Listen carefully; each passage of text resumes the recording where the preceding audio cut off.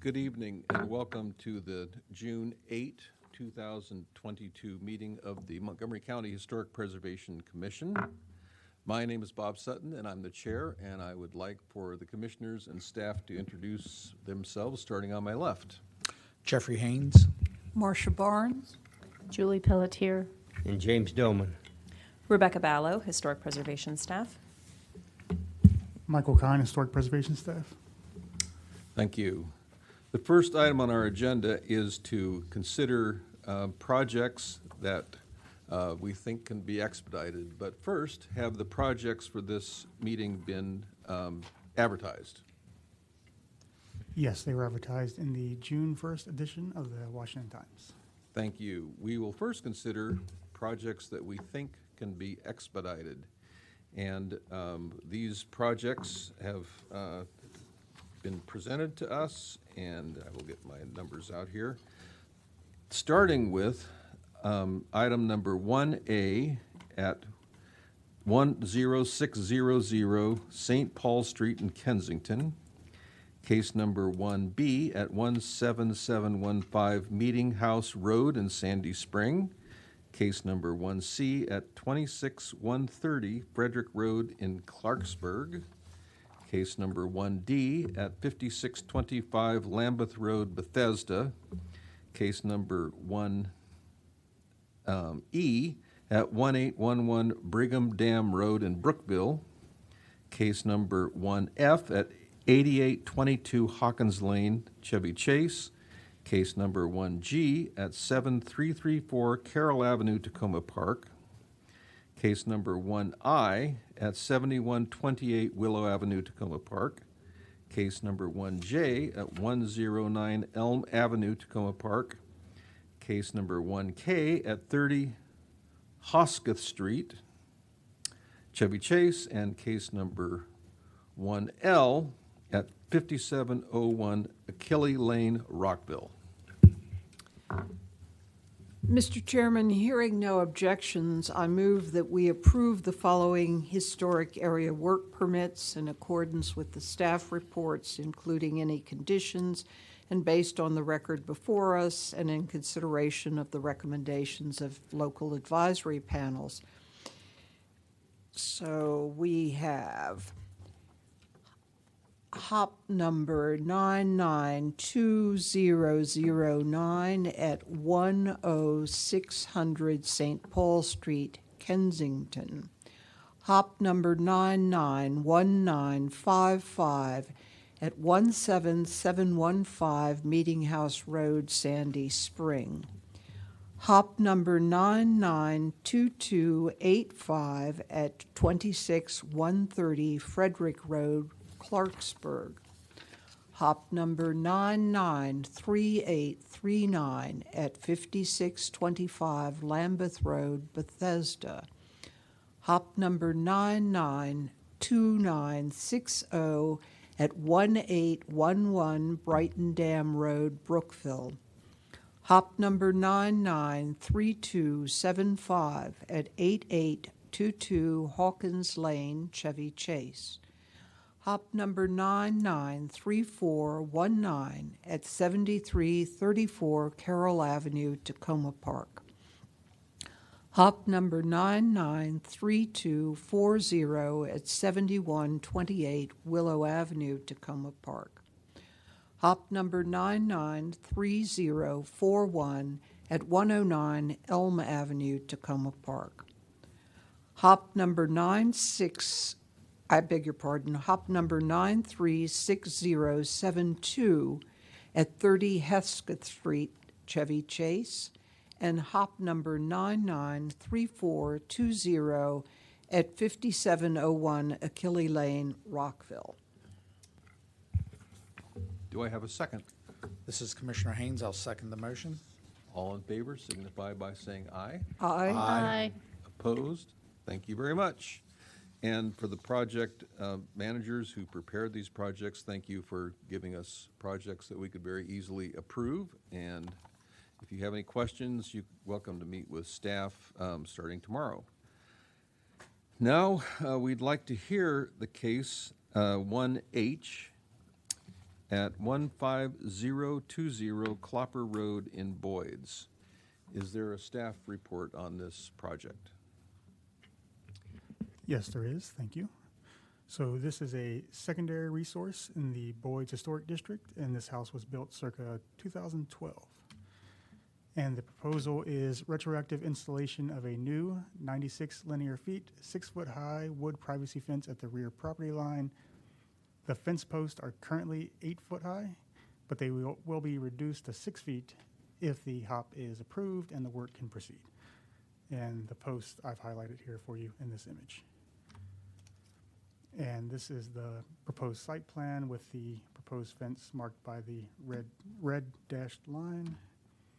The applicable guidelines are Montgomery County Code, Chapter 24A8, the Secretary of the Interior's Standards for Rehabilitation, and Vision of Boyds, a long-range preservation plan. The Commission requires fences forward of the rear plane of the historic house to be no higher than 4 feet and to have an open appearance, preserving the visibility, interaction, and perceived openness of the properties and streetscape. Fences behind the rear plane are typically allowed to be as high as 6 feet 6 inches high with a closed appearance. However, the Commission has taken the view sheds of rural village historic districts into account in a different manner than residential suburban historic districts when considering the visual impact of privacy fences. This part of the Boyds Historic District does have a more open aspect between the properties that should be considered when reviewing the visual impact of the fence. Although staff is recommending approval of the proposed rear fence, staff notes that a closed fence of this style at the side property lines would likely not be appropriate or compatible. The Boyds Historic District exhibits a variety of fence materials and styles, and just some examples here: metal picket, split rail wood picket, and chain link fences, including those at the front and sides of properties. Staff finds that the proposed fence is generally compatible with the subject property and with the eclecticism of the surrounding streetscape. Staff finds that the proposal will not remove or alter character-defining materials, features, or spaces of the property or surrounding streetscape per standards number 2 and 9. And the fence could be removed in the future, leaving the essential form and integrity of the property and its environment unimpaired in accordance with Standard 10. So staff recommends approval in accordance with Chapter 24A, 8B, 1, 2, and D, as well as with the standards number 2, 9, and 10. And just to reiterate, staff's findings and recommendations are based upon the proposal to cut down the fence post to 6 feet, as stated in the application. The existing taller fence posts are inappropriate and incompatible, and they are not being recommended for approval. And with that, I can take any questions you have for me. Thank you. Any questions for staff? This is Commissioner Dolman. Does the fence go the whole length of the back? It looks like to me the way you had it, it was only partial of the back, not the whole length. Yeah, that drawing there. Yeah, that is correct. It doesn't extend from corner to corner. And It's what's just- on the sides? Just open then? I believe so. The applicants are here, and they will come forward to testify, and we can ask them, but I believe that's going to remain open. There is an existing fence there that I believe is on the neighbor to the rear of their property, but we can confirm that with the applicants. Okay, thanks. Any other questions for staff? If not, I will ask, I believe, Maria Romero from the property. Is Ms. Romero here? Could you please come forward to the table here? That's fine. Whoever, that would be just fine. And if you could, the microphone in front of you, there's a button you can push, and when the light on it comes on, Sure. it should be on. And if you could state your name for the record, we'd appreciate it. And you have 7 minutes if you'd like to give a testimony. You can use that, or if you'd prefer, you can take questions. But 7 minutes are yours, however you choose to use it. Yeah, thank you very much. Thank you for the opportunity to speak here tonight. The fence, it's dealing, good fences make good neighbors. I'm sorry. My name's Catherine Reese, and I am the property owner with my spouse at 15020 Clopper Road. But again, thank you. Sorry for that. Thank you for the opportunity. We put the fence, the expression is good fences make good neighbors. there is the fence right now is kind of an eyesore, and we do have photos of that. It's a wired fence, and it's been an escalating situation with the neighbors, and it's gotten to a point where it's just we thought we'd just go with trees, but it's just been escalating with them and the dogs, and so we just want to. The privacy fence is up there. They have dogs that anytime we're in the backyard, they will attack the fence, and so the privacy fence is just to keep the dogs quiet.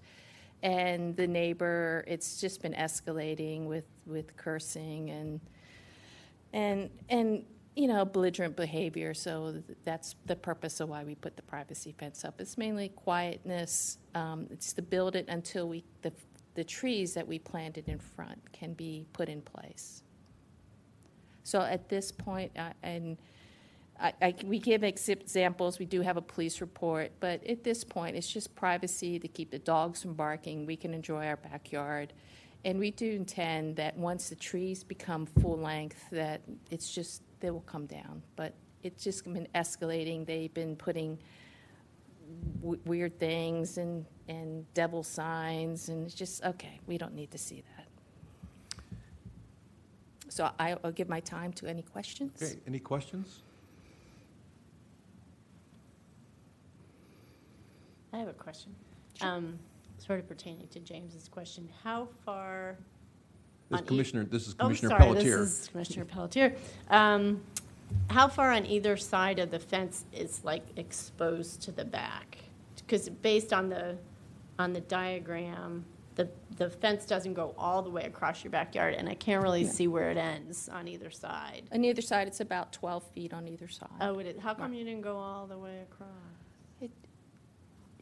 I'm just curious. It sounds like a nightmare. At the far end, the far corner, it's actually there's a shed and everything, and there's I see that. and then on the other end, the dogs can't get there, and they can't see us from that far end.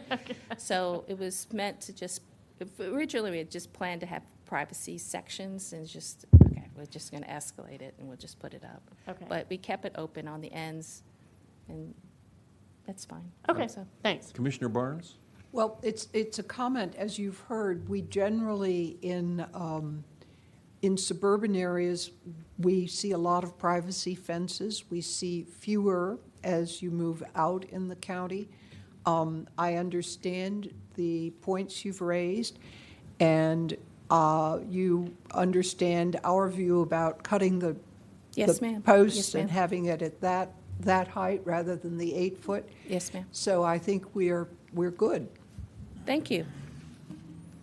Are there any other questions? And if not, is there a I would like to move motion? that we approve this hop. Okay, you are making a motion that we approve hop number I would 993409 at 15020 Clopper Road. Is that correct? That is correct. Thank you, Mr. Chair. Is there a second? This is Commissioner Pelletier. I'll second. All in favor signify by saying aye. Aye. Thank you, and thank you so much for coming. We Thank appreciate you. we Thank you. appreciate Appreciate you it. coming. We appreciate you explaining the significance of the reason that you did this, and we hope that you are happy with your fence, and that eventually the trees will grow up and you won't need it. So thank you so much for coming, and we hope you have a good rest of your week. Okay, now we will hear preliminary consultations. The first project we will hear is number 2B at 6713 Westmoreland, Tacoma Park. Is there a staff report? Yes, there is. Thank you. This is a contributing resource in the Tacoma Park Historic District. It's a Craftsman circa 1915 to 25. And the proposal is removal of a post-1963 rear addition and construction of a new two-story, 1,677 square foot addition at the rear. The proposed rear addition will be co-planar with the historic house on the right side, but it will project beyond the left side of the historic house. The addition will envelop the rearmost portion of the historic house, resulting in the loss of the rearmost windows on both the right and left side. The addition will have side gables being perpendicular to the historic house and a nearly full-width shed dormer at the rear. 2 small trees will be removed from the rear of the property to accommodate the proposed new addition.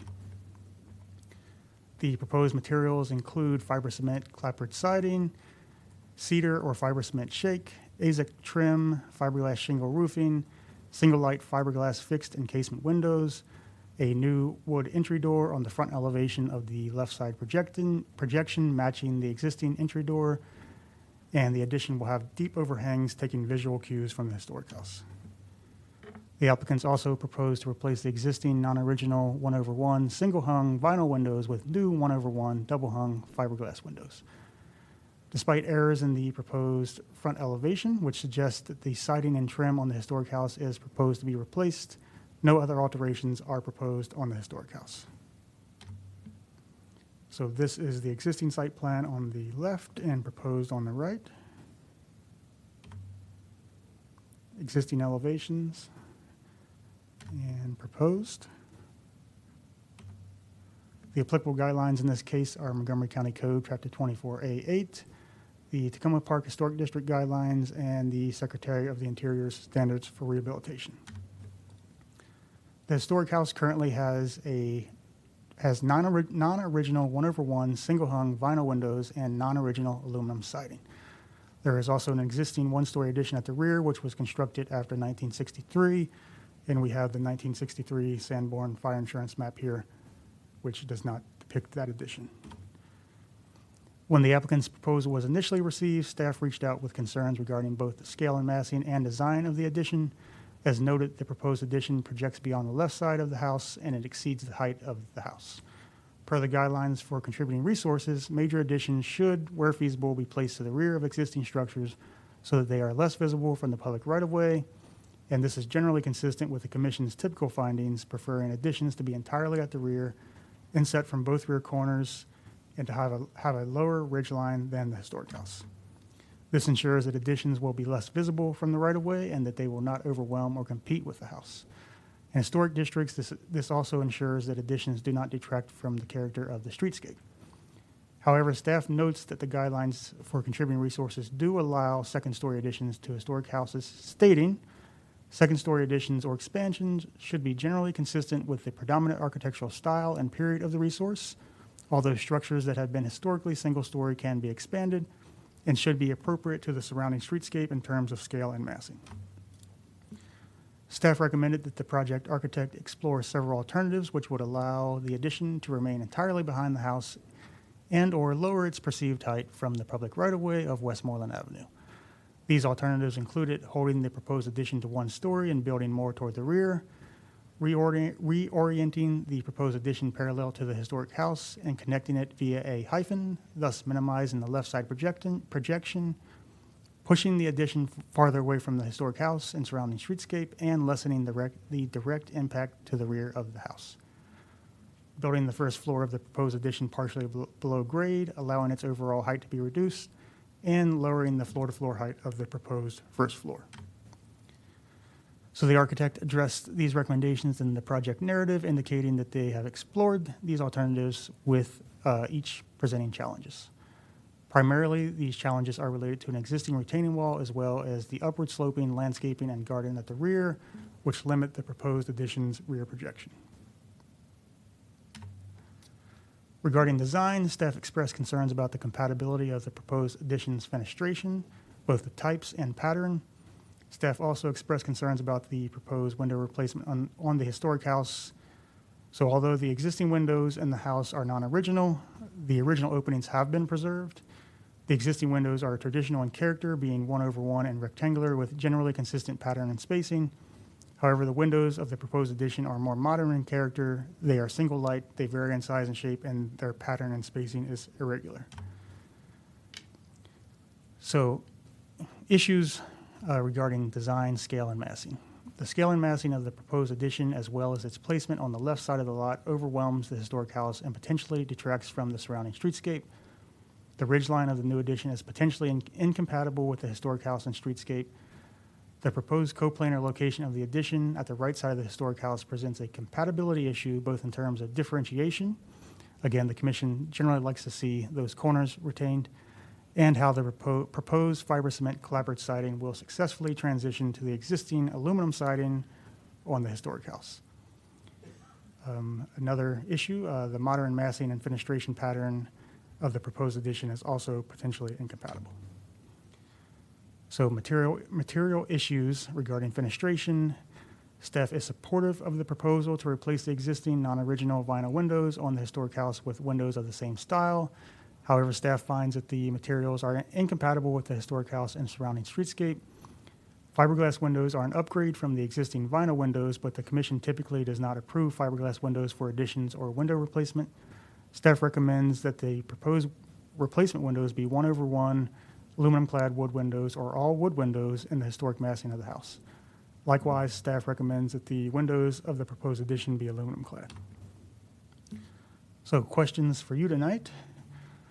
Does the commission concur with staff's findings and recommendations regarding the appropriateness and compatibility of the proposed addition in terms of design, scale, and massing? Specifically, staff seeks the commission's input regarding the higher ridgeline of the addition, the left side projection, and the co-planar connection on the right side. Staff asks for the commission's guidance regarding alternatives that would allow the historic house to retain its prominence while achieving the applicant's objectives. Staff seeks the commission's input regarding the modern characteristics of the proposed addition. And just a few slides with additional notes here. The applicants have provided letters of support from neighbors on both Westmoreland and Elm Avenue. And they have also provided a streetscape study and photographs of neighboring properties on Westmoreland Avenue with rear additions that have higher ridge lines and/or side projections. Of the 7 properties included in the study, 5 are contributing resources, 1 is non-contributing, and 1 is outside the district. Based on available records, staff was able to determine that 2 of these additions at contributing resources, and that would be 6803 and 6809 Westmoreland, were constructed with HOP approval after the district's 1999 designation. And these are those 2 examples pulled from the submitted study. The applicants have provided streetscape renderings showing the historic house with proposed addition as it would relate to the immediate neighbors to the right and left.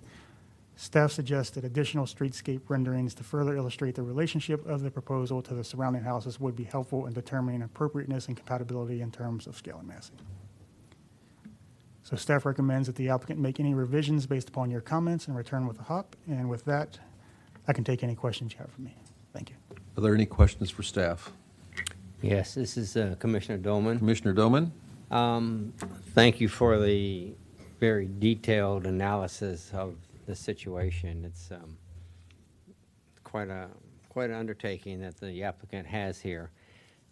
Unrelated to everything that you have in here, you also mentioned that there are some trees to be removed, and I'm just curious because you didn't address any comment regarding the trees. Are they major, minor trees, or what is the situation on that?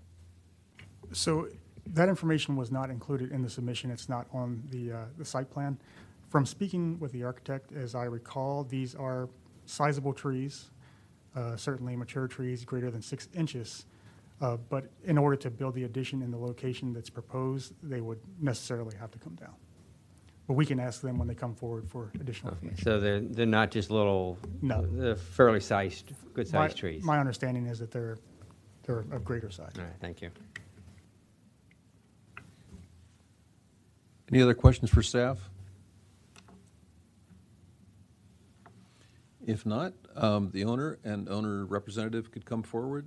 That would be wonderful.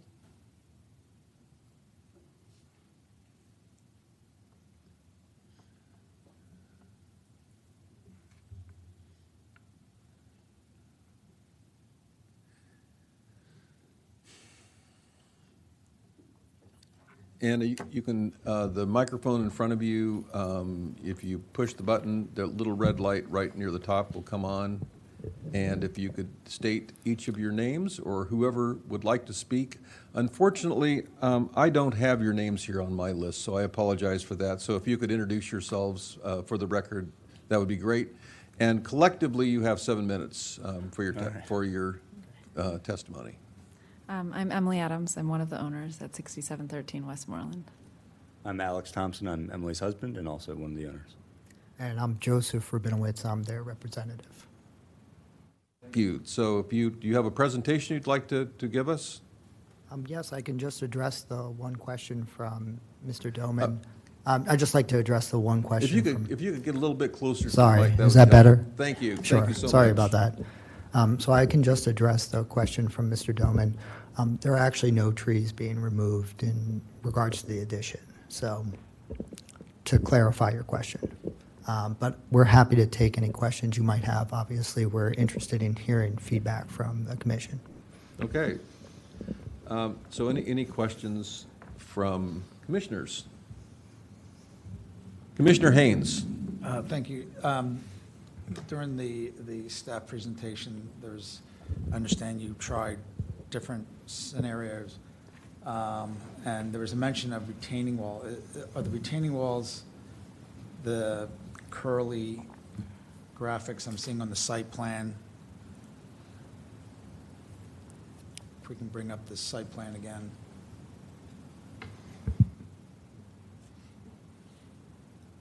Actually, that's the topography, one of the topography lines. The retaining wall is the rectilinear lines directly over the proposed addition. So I believe the parallel lines to the addition directly on the right-hand image Yeah. are the current retaining walls. Are there another set of retaining walls farther back on the property? I believe that just might be a layer of topography that's been kept in. There's a stone patio up there, but I don't know that there's a retaining wall. There might be some terraced retaining walls up there. Okay. It's deep in the, yeah. Correct. So where the table is there is on a patio deep in our garden. Yeah. And there's some stonework around it that Okay, keeps it in place. thank you. Sure. Yeah, I had a question. This is Commissioner Pelletier. Why is it designed at different levels? Like, why do the existing and new floors not line up? That's an excellent question, and thank you. Currently, we have egress. We want to try and keep the second floor as low as possible. So the first floor is your normal cottage kind of approach to the house where there's a front porch and a staircase entrance. In order to access the basement currently, the staircase is currently perpendicular to where it is now. So in order to access the basement, it becomes easier to create a switchback stair going down and then being able to access the basement. So in the we have both the existing and the proposed plans listed in the sheets that we sent in. It becomes much easier to kind of egress through the house with a centralized staircase that switches back. It also allows us to keep the second floor in line with the current second floor where the attic location is. Oh, okay. And it allows egress onto grade for the backyard, which is a primary feature of this home. Okay, thanks. Commissioner Barnes? I have a question about the, in what we have before us, or I assume people have before them, looking at a proposal for the front elevation, the door on the left. And I presume that's going into the large room at the back, but it seems to compete, and I noticed that the local area advisory panel also commented on this. It seems to compete with the front entrance, and I wondered if you could talk to me a little bit about that. Sure. I would say that it allows, we wanted to provide egress into the main area of the entertainment of the house. It does match the front door in a nod to the historic kind of composition of the original front door. Obviously, the porch and the front gable are facing out to the street. And then this is actually, I believe the actual addition is set back about 40 or 50 feet at that point from the street. So for the owners to access the great room area or to have visitors that are don't want to walk upstairs, it was just figured that it would be a nice opportunity to provide egress at the street level. So that way it would be a bit more accessible. If I may, in our current house as it is right now with our sort of steep front porch stairs, neither Emily's grandmothers nor my grandmother could actually get into our house. So if they were to come visit us, it was always only in the backyard. And both of us have our parents in the area who are aging, and so one of the key things of the addition was to find a space where we could have them get into our house easily without stairs. Thank you. This is Commissioner Dolman. It looks like to me that this is on the left side. This is on the left side of the house. This is where your driveway is. Is that correct? So people visiting you would come into this driveway, and then this would be the primary entrance now, more or less. I mean, you still have the front porch and everything, but as you expressed, difficulty of climbing the stairs and everything. So this entrance now becomes basically your main entrance then. If you're bringing groceries into the house and everything, you're going to go this way. Is that correct? Pretty much. Thanks. I assume it remains to be, I mean, I guess it remains to be seen, but I assume that it would be, yes. Okay. I mean, it serves Yeah, there's a very important reason for it to be there. I Yeah. understand. Okay. Mr. Haynes, did you have another question? I did. In looking on page 21, there's kind of a site section. My question is there room sectionally to adjust that basement level? I mean, could you pull that down another 1.5 feet? I see you do have a low garden wall, it appears, along the back. That might, again, allow you some flexibility to adjust the section downward and also help bring the roof line down.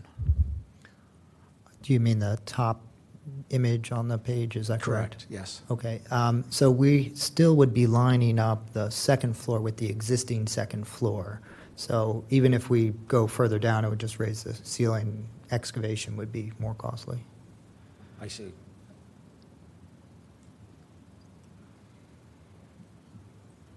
Thank you. Any other questions? If not, I have, thank you very much. You can. Sure. I have Justin Allen. Is Justin Allen here?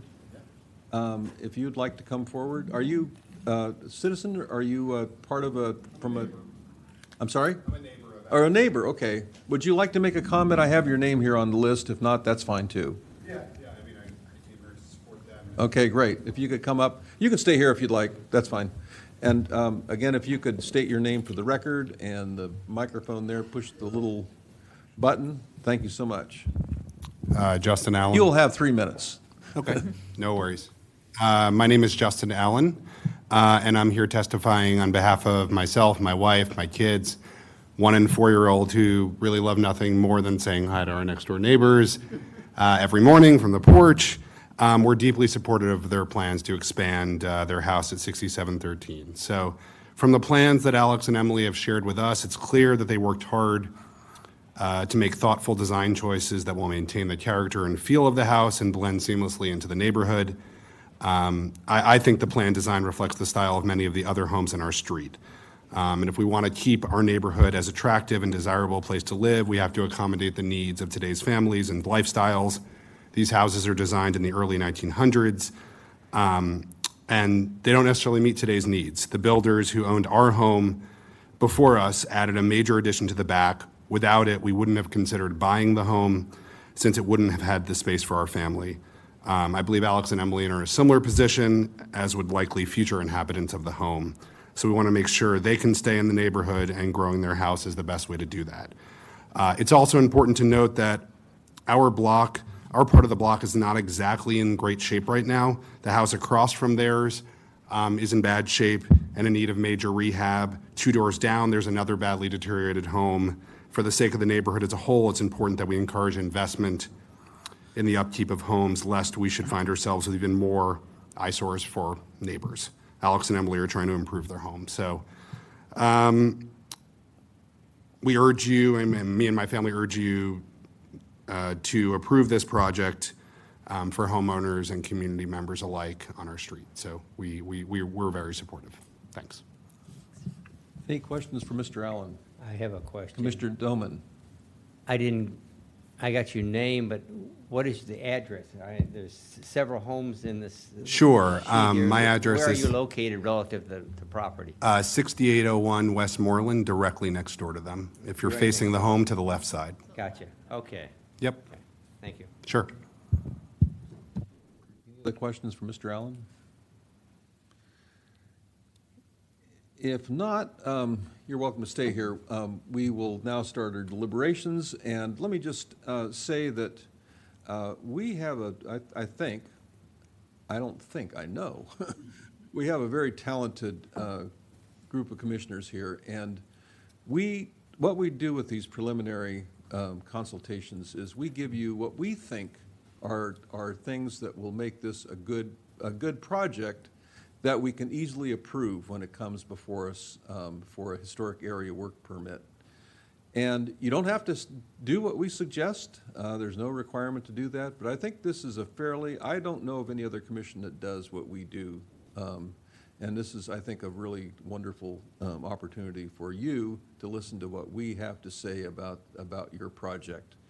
And with that, I will open it up to commissioners to give you what we think should be the next steps for this project. Would anyone like to start off? Commissioner Pelletier? This is Commissioner Pelletier. In driving down the street, I live in Tacoma Park. I live sort of around the corner from you guys. But I hadn't spent a lot of time on Westmoreland, and I think it's a nice addition. I thought when I looked at the presentation that it was kind of big. And then I went by, I did a drive-by, and what you have working to your advantage is how close together the houses are and on your block. And you have quite a large addition on your house, and you can hardly see it from the street. And I mean, there's so little space in between the houses. So I think although it looks big on, like, in this sectional drawing, I think in perspective, I think it's quite appropriate. And I think it's kind of clever the way you've managed to get the door down on the ground floor for reasons that you're talking about, accessibility and stuff. The back elevation, I think, is a bit grandiose, but it's also on the back, and you have no evidence of it driving down the street. You would never know that that's what's back there. I mean, I think it's just it's a bit inappropriate in general for the house, but it's also kind of out of our purview because you cannot see it from the street. So I could support this project in its present state. Thank you. Commissioner Haynes? I, too, had similar initial reactions regarding the massing, but I agree that the street front perspectives do allow I feel the original resource to maintain its present, and the addition tends to be set back far enough that it's not overwhelming the historic home portion. I am fine with the side entry. I think it's far enough back. Many homes do have a secondary entry, whether it's on the side or the back. If there were a way to bring the roof line down, I haven't really studied the building sections thoroughly, but I would like to see that. I think the windows, certainly the ones that are visible from the street, to be more proportionally aligned with the historic house, I think would be a way to better relate the two pieces. And hopefully you agree with staff on the type of window, the fiberglass versus aluminum clad. I would encourage that as well. But I guess overall, I'm fine with the back facade. I think it's appropriate, given the depth of yard that you have and the landscaping back there. That's all fine. So overall, I feel it's a supportable project. If there is any way to bring that, the delta between the existing roof line and the new roof line down, you're at 4.5 feet. If there's any way to carve a foot out of there, that'd be great. But overall, I'm fine. The one thing about the siding, what is your thought about how you're going to integrate the fiber cement with, what's the existing? It's Aluminum. aluminum. How are you going to take care of that on the right side? I would imagine that we would use a trim detail in between. It's an inside corner and a continuous side on the, so on the south side it would be a continuous siding, and we would probably do a trim detail to differentiate where the old siding exists and the new siding. On the north side, it's an interior corner, so I think that would be an appropriate place to put an interior trim detail. Do you know what's underneath the aluminum siding? I do not. Is there any interest in getting rid of the aluminum siding? Well, with the cost of this project already increasing day by day, I mean, I suppose we'd be curious to know what's underneath there, but I have a feeling that it may not be in good shape, based on what we see elsewhere around the street. I'm sure there was a reason why they put the aluminum siding on there in the first place, so. All right, that's all I've got. That is Commissioner Doman. Commissioner Doman. I agree with the comments made by the other commissioners. I find Tacoma Park a very unusual city. I'm always baffled. I drove down there to take a look at the neighborhood, and it took me like 10 minutes to find Westmoreland. I think I drove around the block several times. I find the streets are confusing. I never know which way they're going. I have a hard time finding my way around there. But the other thing is, you have provided the drawings of the neighbors, and I did get out of the car and I walked around and took a look at the streetscape and how it presents itself if you're driving down Westmoreland. And the height of it, there are several houses that you have identified here that the addition is higher than the main house, which, for all the reasons that we have, we don't, as a commission, we don't normally approve additions that are higher than the existing residence. But they exist. There's several of them that you've identified in your drawings, in the photographs here, that are higher. And then there are several, which is your neighbor's house, which has the side addition on it, which is almost identical to what you're asking to do. And it just seems to me that we have, I don't want to say we have a precedent, but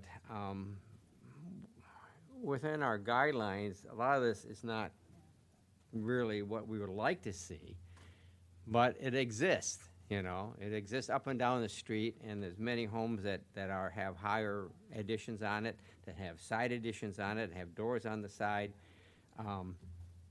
So I think I'm in favor of this. Again, I would take the recommendations from staff about the windows, and as addressed about the matching the siding on the addition with the existing house.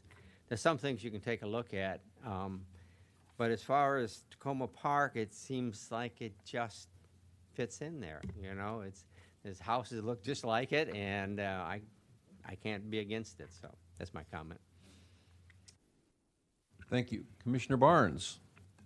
Because you've also shared some photographs of your back garden, I understand why you want that big wall of glass to take full advantage of it. It looks as if you have either done an enormous amount of work or inherited a very nice arrangement in the back. I have to say that my biggest concern looking at this was the cross gable of the addition. I'm not an architect, unlike some of the other members of this commission. So I perhaps don't have quite the eye to understand how, when you're looking at it from the street, that will recede. What it looks like now and what the measurements suggest is that you do have quite a step up in the ridge line. And while you've pointed out that there are other houses where there's a higher ridge line, it's often a gable, which is a little higher than a gable in the front. You have a cross gable, and because of that, optically, it looks quite massive. And I think that's one of the things that has caused some commentary about trying to lower that even a little bit.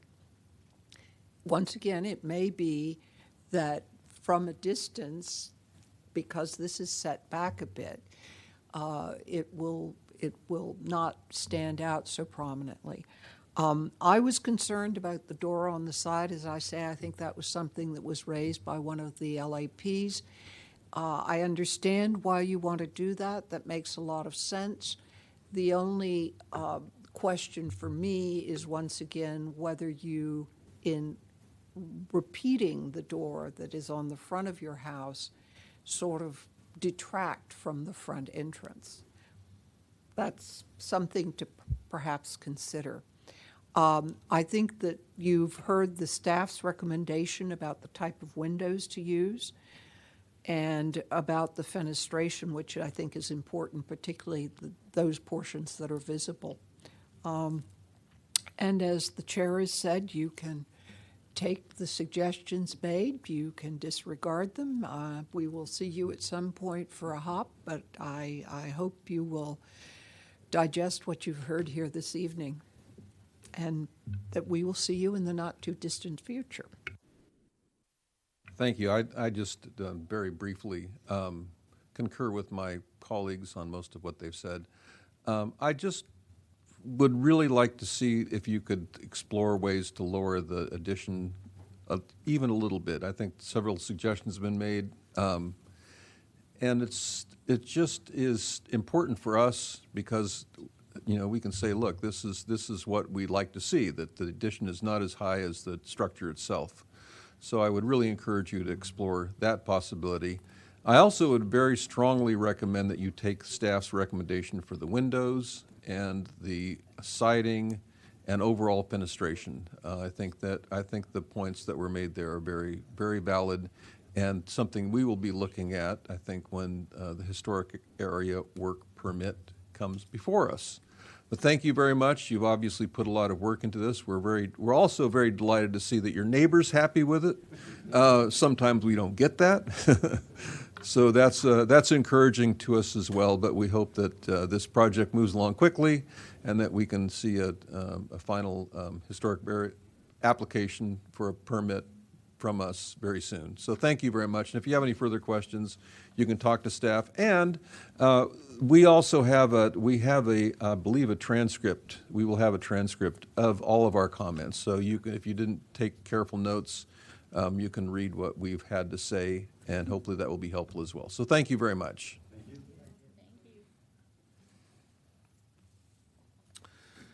you. Okay. Chair Sutton, we need to pause the live feed to check in a member of the applicant team that is joining us virtually. If you could let me know when we have that, that'd be great. Yes.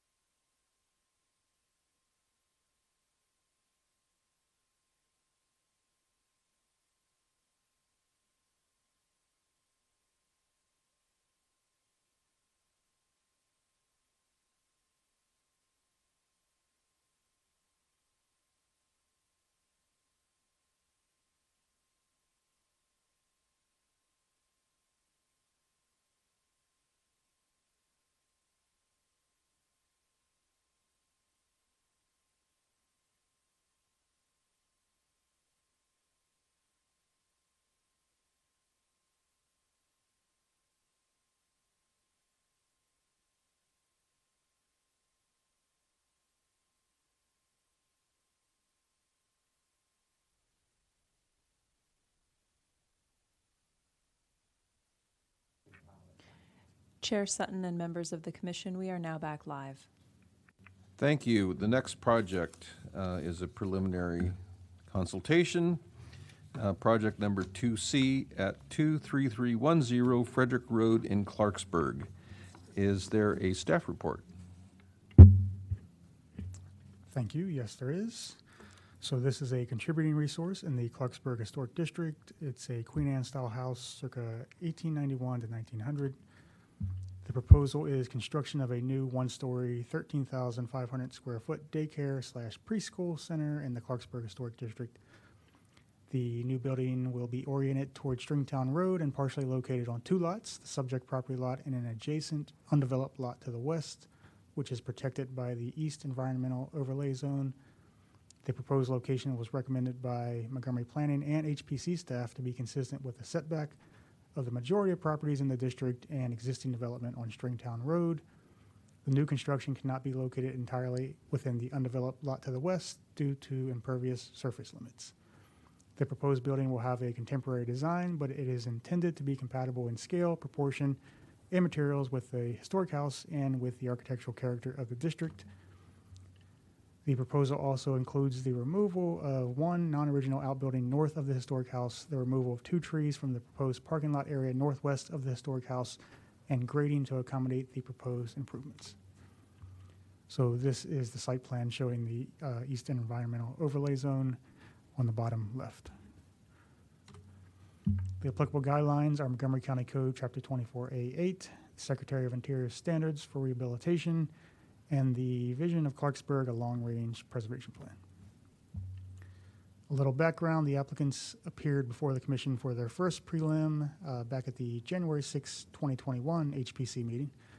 The commission was generally supportive of the proposal regarding location and scale and massing. The commission was supportive of what was previously referred to as Option 2, which frames the historic house and allows its form and massing to be discerned against the skyline when viewed directly from the front on Frederick Road.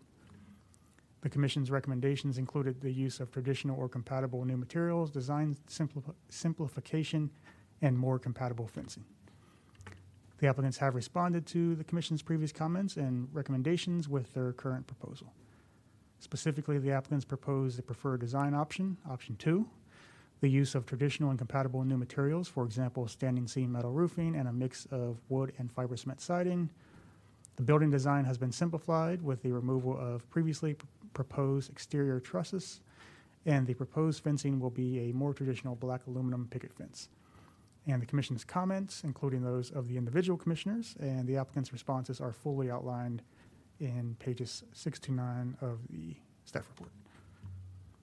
So this, it's a little hard to make out on the screen, but this is the proposal with Option 2, and you can perhaps make out how the design with the non-continuous roof allows the house to be framed against the skyline.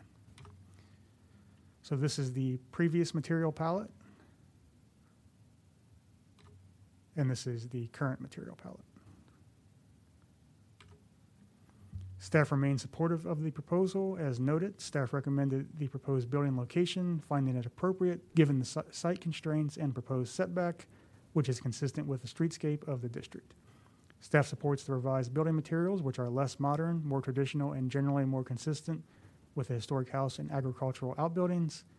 At staff suggestion, high aggregate concrete with exposed rock and gravel is proposed for the new sidewalks and walkways.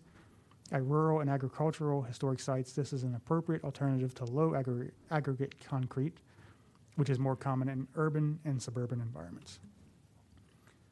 Staff previously expressed concerns regarding the compatibility and appropriateness of the proposed retaining walls with railings at the south side of the property adjacent to Stringtown Road. However, it is staff's understanding that pedestrian access from Stringtown Road is required and that site constraints and topography necessitate the proposed location and configuration. Additionally, the proposed retaining walls will be constructed with high aggregate concrete consistent with staff's suggestion for the proposed new sidewalks and walkways. And this is just a close look at the current proposal and specifically those retaining walls, the railings. And upcoming comment, just pay close attention here because I know it's kind of hard to make out, but this is signage on the retaining wall that I'll mention briefly. Staff recommends that the retaining walls be reduced where possible, both in terms of length and height, and that the railings be removed from the proposal if they are not necessary for code compliance. However, staff finds the proposed high aggregate concrete to be a compatible material. Staff recommends that the applicant consider adding robust landscaping in this area to soften the retaining walls over time. Staff notes that the current application depicts signage on the proposed retaining wall, but that is not being considered at this time.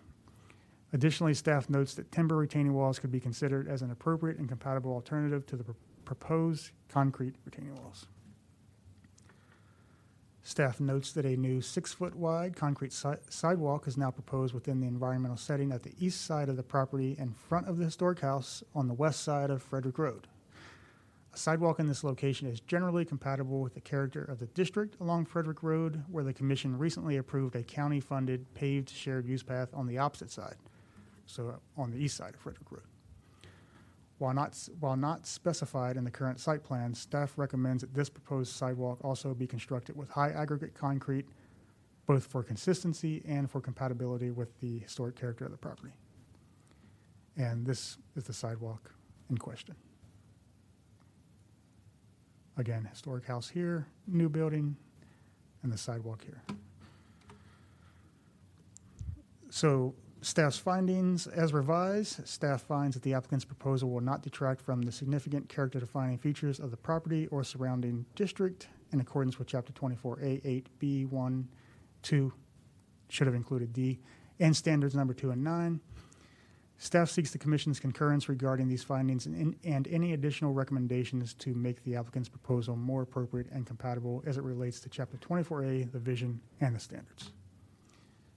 And staff recommends that the applicant make any revisions based upon your comments and return with a HOP application.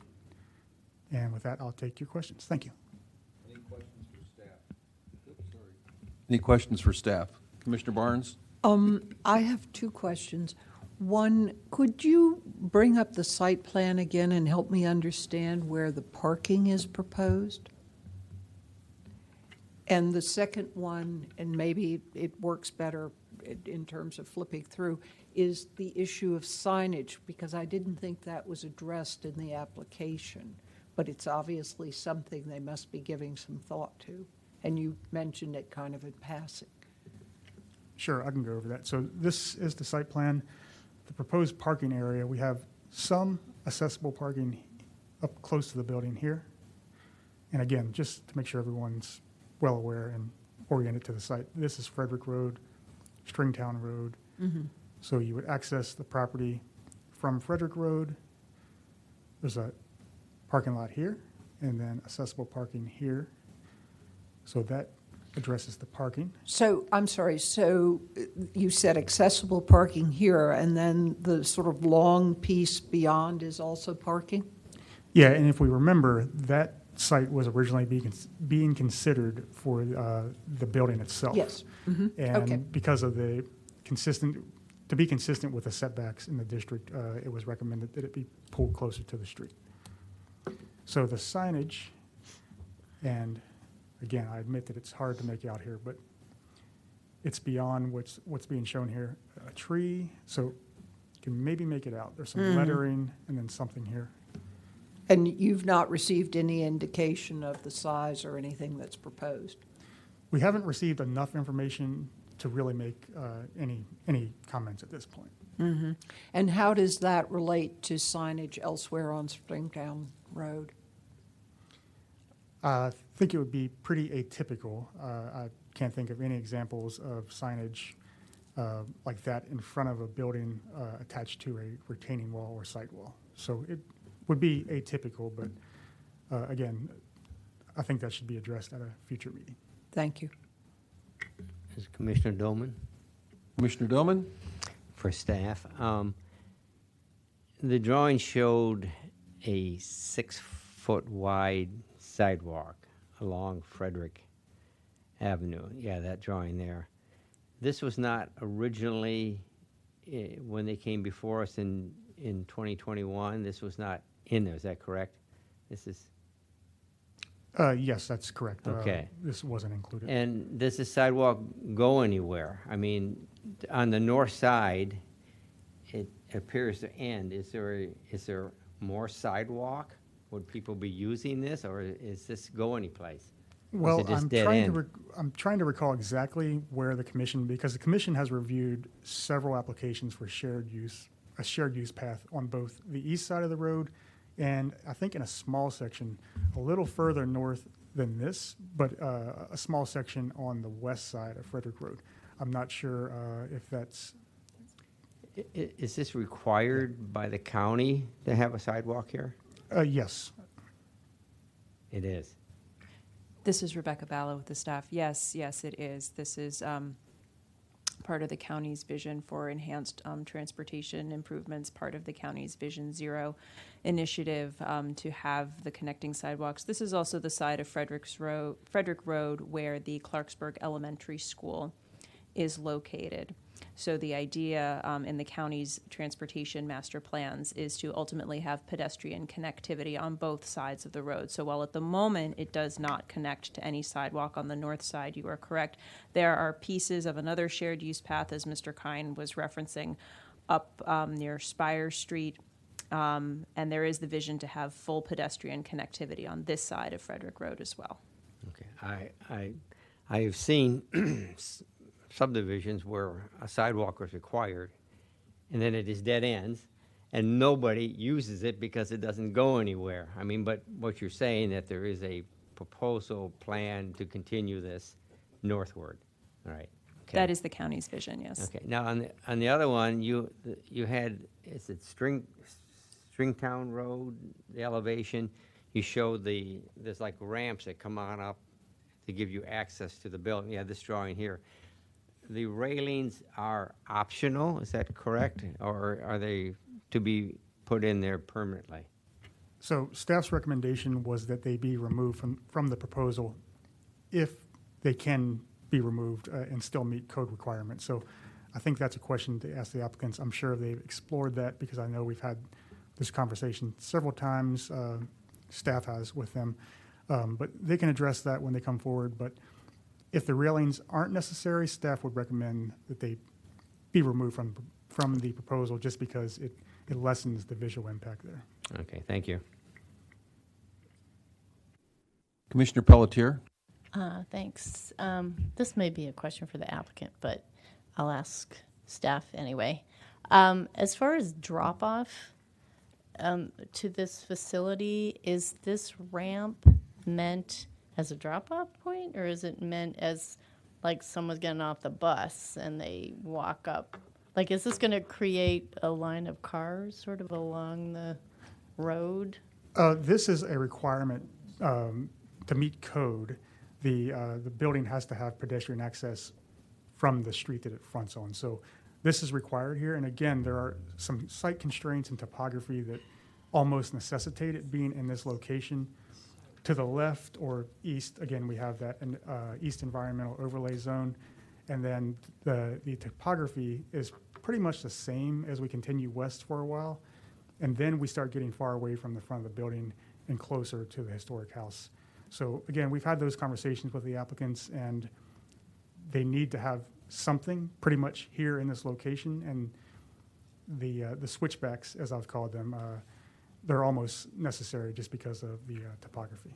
But that's not necessarily, that's there because they're being required to put it in. Right. But probably the typical drop-off at this daycare center will be to go up the driveway and. Yeah.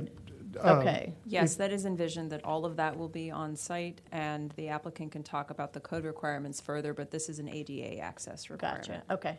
All right. Thanks. And also, just to comment, if you've been down Stringtown Road much or if at all, I don't foresee anyone attempting to drop people off here. Questions for staff? If not, I would invite the owner's representative. I have one name, Dylan Macro, who I believe is joining us remotely. Is that correct? Yes, Mr. Macro is on the call, but we also have the rest of the applicant team here in person, and they can come and introduce themselves. Great. Now, if you could come up, you know the drill, I hope, now. Take a seat where one of the microphones is. located, push the red button, or the button so the red light comes on. And if you could introduce yourselves, that would be great, and you'll have 7 minutes. And you can do a presentation, take questions, whatever you prefer. Thank you. Yeah, I am Praveen Bolaram, the owner of the property. I'm Stephen Kale, architect. Kate Coranda from Goodwin and Associates. I'm the preservation consultant on the project. And I'm Dylan Macro, civil engineer. Okay, whoever would like to start? Well, I can just, I'm not sure exactly what to discuss except for the things that were actually brought up here already. So, and I can start with those. I think we have really spent a fair amount of time trying to address the comments that you made at the last application meeting. Oh, sure. And and I think I really think it's very responsive, and it will be a really nice design. We had, as Ms. Ballo and Mr. Kine know, there have been a lot of other government agencies involved in this, particularly with regards to the ramp. So the ramp is required. There's really no other place we can put it. There are handicap accessibility requirements for handrails on both sides of the ramp. So there's no way to eliminate a railing on both sides. What we are trying to do, we are showing, and Dylan can speak to this a little bit more, we are showing quite a bit of landscaping in front of those walls. We're keeping those walls down as low as they can be. I mean, they are guardrails as well as supporting handrails. So they have to be so high by code. The other thing is, too, we're concerned about creating situations where people can hide behind walls, or, I mean, when we have so many things, shrubbery, walls, another wall, we're trying not to create situations where we're going to create insecure situations as well. So hence we are showing in a couple of locations those open rails or railings that match the fencing that we're showing around the rest of the site. Trying to think of what were the other concerns that you had. We did address. Go ahead. Signage. Yeah, so signage, I don't think that's something that necessarily we're concerned about with this. It has to turn green. There you go. Thank you. Yeah, I don't think signage is not an important part of our application at this point, and is not, I think, as Mr. Kine mentioned, that's not something that we're actually looking for your approval on at this point. But we thought that was actually, keeping signage low as opposed to, up on the face of the building would be more elegant and a better way to address it, so. And the proposed tenant would be more than happy to work with us for the signage and wherever the HPC and everybody else would be happy with.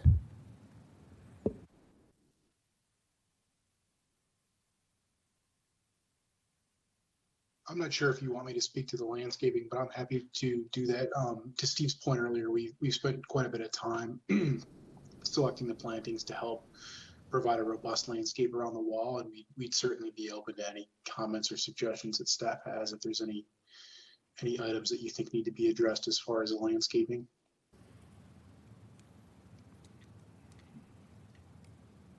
We did provide an exhibit, and I'm happy to share my screen if it's not included in this package. We did provide a landscape exhibit rendering, kind of showing, a colored plan view that may be a little bit more illustrative of that area.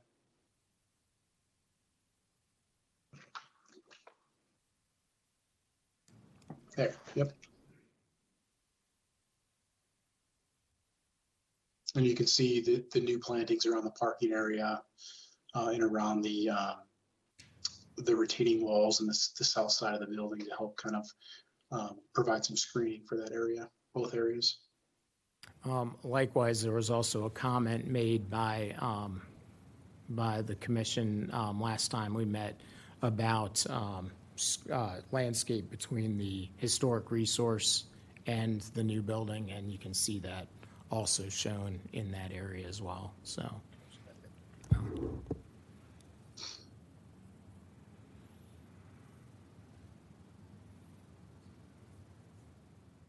Anything else? Dylan, anything else that you wanted to bring up? Oh, we will have questions. No. Okay. If you have anything you'd like to include in your presentation, we'd be welcome. We'd love to hear it.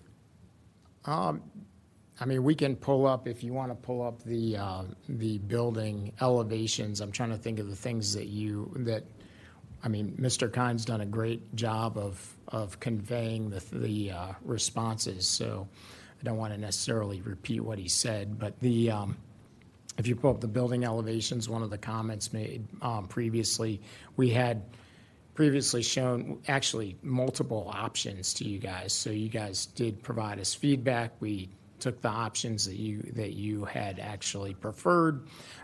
We have, we've gone with an option here where we're using a combination of natural wood and James Hardie siding product that matches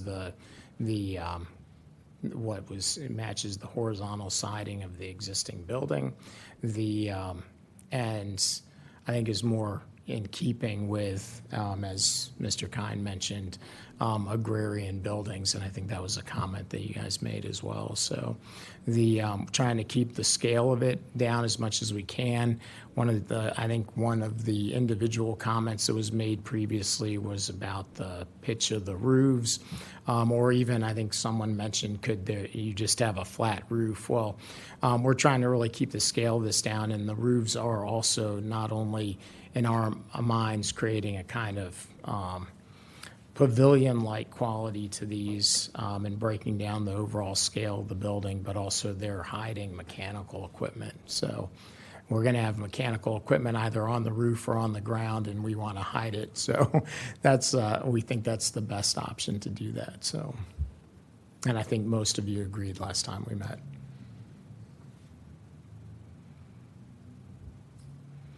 Thank you. Any questions for the property owners and representatives? Commissioner Barnes.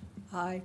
I have several questions I'd like to ask, and I'm not sure to whom to address them, so whoever is able to respond, I'll be delighted to hear from you.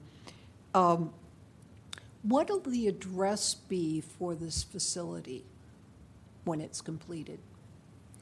That's a great question. Same, 23310 Frederick Road. Okay. And the access to the facility will be from the driveway off of Frederick Road? Yes. Okay. Yes. Now, when you were here a year ago, a little over a year ago, one of the things that I found interesting was that there would be the ramps up from Stringtown Road, but when you got to the top of the ramps, you couldn't get into the building. You had to walk the length of the building because the entry was at the other end. Is it possible to come up from Springtown Road and enter the building? From Stringtown? So my understanding of the ramp is that it's basically providing public access. So someone who has a child in the neighborhood who lives there, they want to take their child to the preschool, and they're in a wheelchair, this provides them with access. And so But the question was, when you get up Yes. to the top, Mhm. is there a way to get into the building, or do you continue to have to go the length of the building? You to have the to go entrance? you have to go the length of the building. Absolutely. That is a requirement of just plain security. And it also provides access not just to this building, but to the historic resource and to the doctor's offices there as well. So I don't live in that area, but I've been out several times to see the property. And I have to say, and at different times of day, that I haven't seen a lot of pedestrian traffic on the sidewalk along Stringtown Road. So I haven't quite grasped the focus on having the building front on Springtown Road. Yeah, And it's not, it's not a drop-off point. Right. So again, this has been something that we've worked on with you guys and with. Well, actually, with other people in county government, I think, maybe. And with just about every commission you could possibly find in the Right. county, right? Right. So it is not our decision, and we can't change whether there's pedestrians on that sidewalk or not, but we've placed this building where we've negotiated with all the constituency in your county. Thank you. Dylan, you were saying something? No, I would just concur with Steve. I mean, we've looked at a number of different options and site layouts. We've had the building at the back of the site. We've provided access from different areas, and through all our coordination with staff over the last 2+ years, this is the location that they've decided on. And unfortunately, the access from Stringtown Road, and I agree, it's not a highly used sidewalk, is required. In addition to the ramp that we're providing, staff also asked that we widen the shared use path along Stringtown Road from an 8-foot wide path to a 10-foot wide path. So not only are we providing the ADA access to the site, we're also improving the side path along Stringtown Road as well. Any other questions?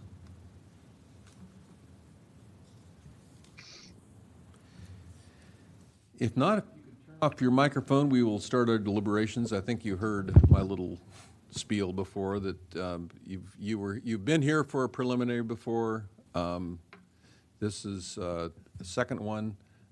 You're not required to take our recommendations. However, I want to compliment you for taking most of our comments previously seriously and trying to deal with all of them. So whatever we offer now, we hope that you pay attention to them. We hope that you're able to come before us very soon with a application for a historic area work permit. So with that, I will open it up for any comments for deliberations.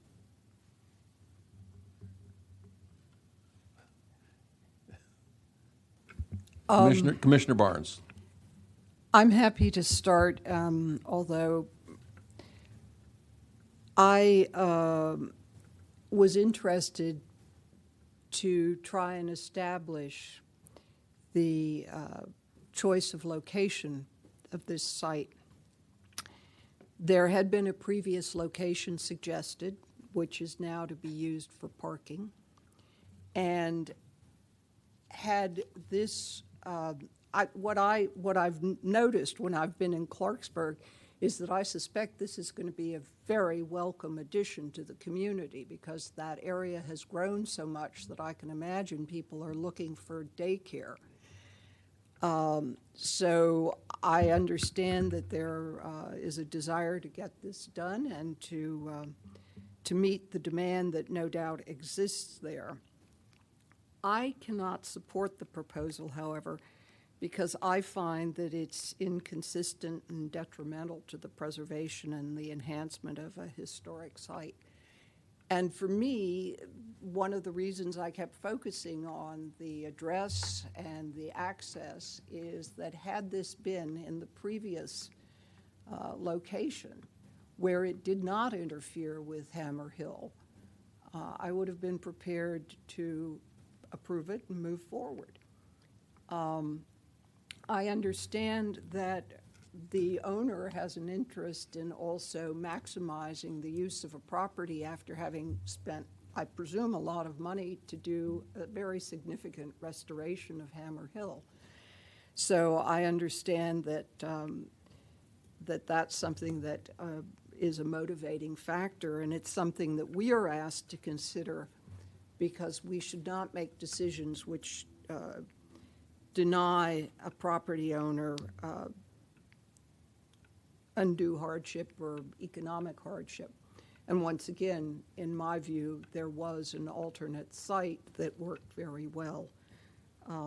So having said that, I will leave to my colleagues on the commission comments about the building itself. I share the chairman's appreciation for the steps that were taken after the preliminary to adjust the structure.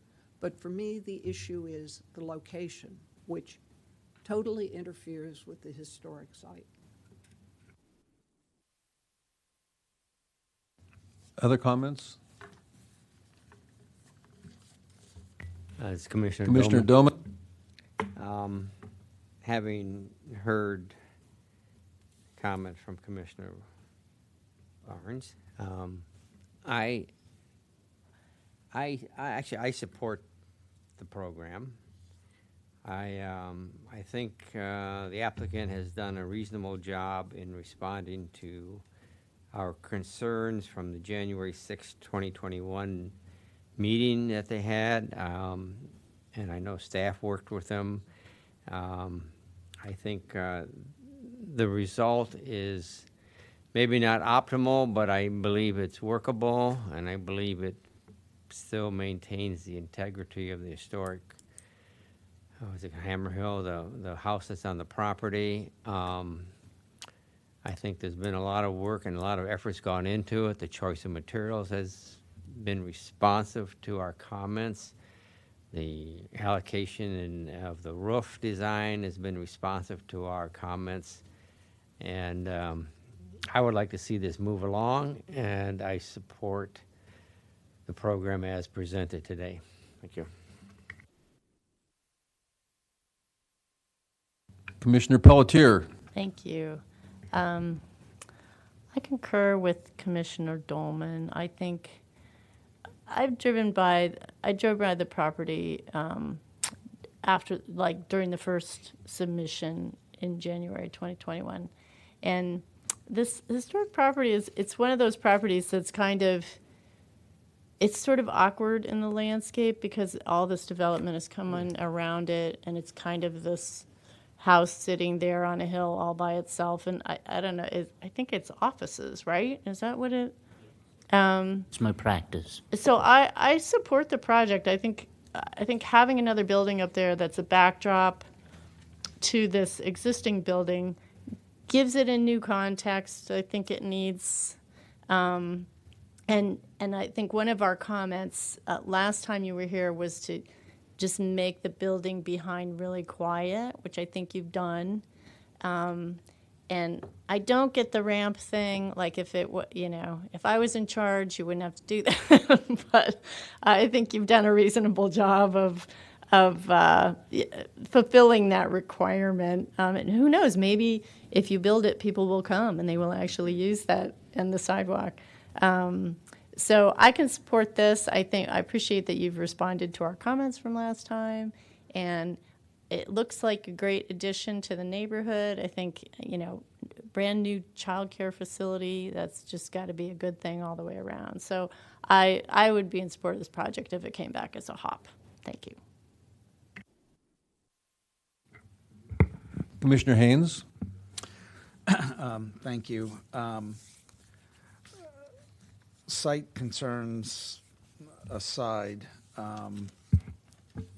as the design stands, I feel the building, in terms of its scale and massing, is a good background to the historic resource. So, I mean, from Frederick Road, the building is set back in a way that allows the historic home to be the prominent feature.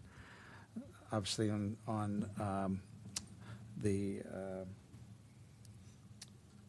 what's the Stringtown? Thank you.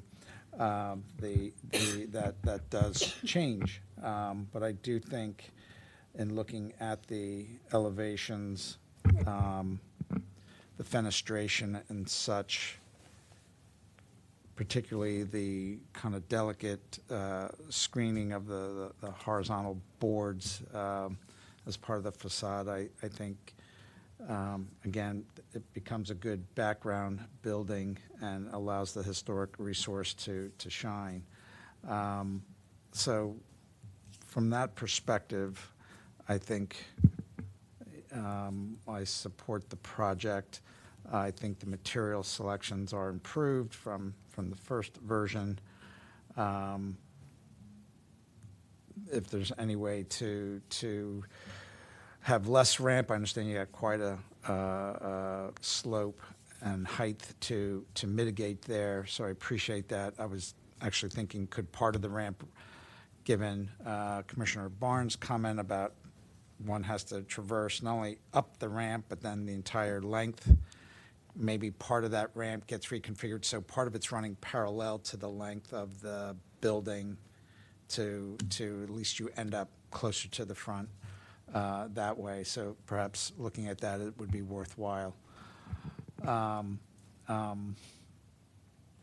So I generally do support it because of, I think it's a good background building to the historic resource, and the materials I think are appropriate. They do respond to the regional agricultural language, architectural language that is, and does not compete with the historic resource, and I think that's a good relationship.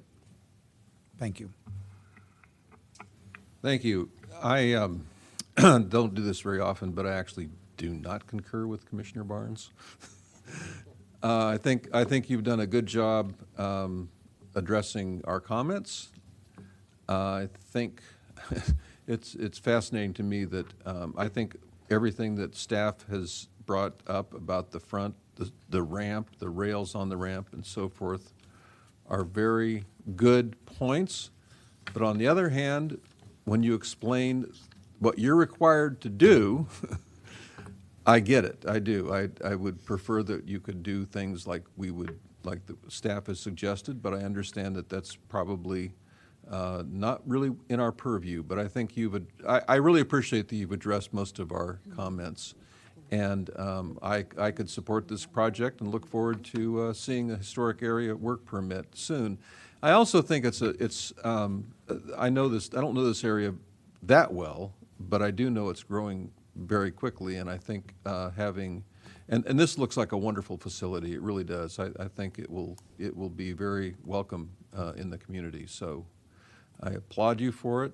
I look forward to seeing the next application. So thank you for coming before us. Okay.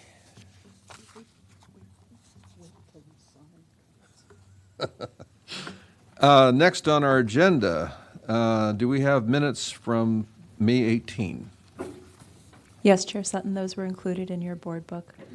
I believe there are only two of us who were actually at that meeting. I read them, and they looked fine to me. Commissioner Haynes, did you have a chance to look at them? I did not, and I apologize. Did anyone else look at them? Now, what do we do here? Defer? You can defer if you'd like. Would anyone like to make a second to my motion? Did you make I'm sorry, could you make the motion again? You didn't make a motion. Oh, I move that we approve these minutes. Can I second? You can. You don't have to necessarily be there to. This is Commissioner Pelletier. I second the motion. Thank you. All in favor? Aye. Aye. Aye. Okay. Next on the agenda is commission items. Are there any commission items? Staff items. Yes, thank you. We have one staff item, so this is 5701 Achille Lane, Rockville, hop number 983374. And this was a fence that was approved at this master plan site, and they're in for a revision due to HOA requirements. Previously, you approved a chain link fence at the rear of the property, and the HOA is requiring them to do a black aluminum picket fence to match the fencing approved for the front and sides. And staff supports the revision. Michael, excuse me, was that the portion of the fence that goes along the walkway to the high school? No, this is actually at the the actual rear of the property. So I think it's probably the west side, if I'm Okay. remembering it correctly. Yeah, whereas the sidewalk you're referring to, assuming that I'm correct in saying it's the west side, would be at the south. Oh, okay. But it's an upgrade. It's an upgrade for sure, and Yeah, it's consistent no, with what was approved. Yeah. Definitely. Do I have a motion on this? Oh, boy. This, oh, okay, thank you. This is Commissioner Pelletier. I make a motion that we approve the changes for HOP 983374 at 5701 Achille Lane in Rockville. Is there a second? It's Commissioner Haynes, I'll second. All in favor? Aye. Aye. Opposed? Thank you. Let's see, anything else? I believe that is it. Thank you all. The meeting is adjourned.